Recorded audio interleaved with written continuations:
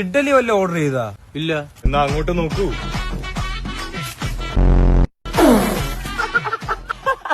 രണ്ട് ഇഡലി നടന്നു വരുന്നേ. ഇതിപ്പോ നമ്മൾ മാത്രമേ ഉള്ള ഷേവ് ചെയ്താ. വട്ടപ്പാട്ടിന് വിനായകില്ലേ? ഇതിപ്പോ ഞാൻ നീ മാത്രം ഒരുമാതിരി ഇല്ല. എടാ നിനക്കും അത്ര വൃത്തിയിടൊന്നുമില്ല. നിനക്കിപ്പോഴാണ് നല്ല ഫെയർ സ്കിന്നായത്. വട്ടപ്പാട്ടിന് ഷേവ് ചെയ്തവര് മതി. അല്ലെങ്കിൽ ഞാനും നിങ്ങൾ കണക്ക് വടിച്ച് മുഖം ഇഡലി കണക്കാക്കി വെക്കണോ? മതി. നാളെ മുതൽ നീ ഷേവ് ചെയ്തിട്ട് വട്ടപ്പാട്ടി ടീമിൽ കയറാം. ഞാനിവിടെ നീ ഷേവ് ചെയ്ത് ഇത് കണക്ക് ഇരിക്കണോ അളിയാ? നീ പഠിച്ചേ പറ്റൂ. അളി ഇപ്പഴാണേ ഒരു സെറ്റ് ഇഡലി ആയത്. റിഫ്ലക്ട് അടിക്കും.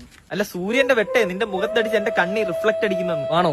എന്നാലേ നീ ഈ വഴി പോണ്ട, ഈ വഴി പോ. ഈ വഴി പോയാലേ ചിലപ്പോ കുമാറാമ്മ മൈദാമാവാണെന്ന് പറഞ്ഞ നിന്നെ പിടിച്ച് അടിക്കും പൊറോട്ട. നീ അമ്മരത് പറയാൻ നിക്കണ്ട. വട്ടപ്പാട്ടി ഇത്തവണ സ്കൂളിൽ നിന്ന് ക്യാൻസൽ ആക്കി.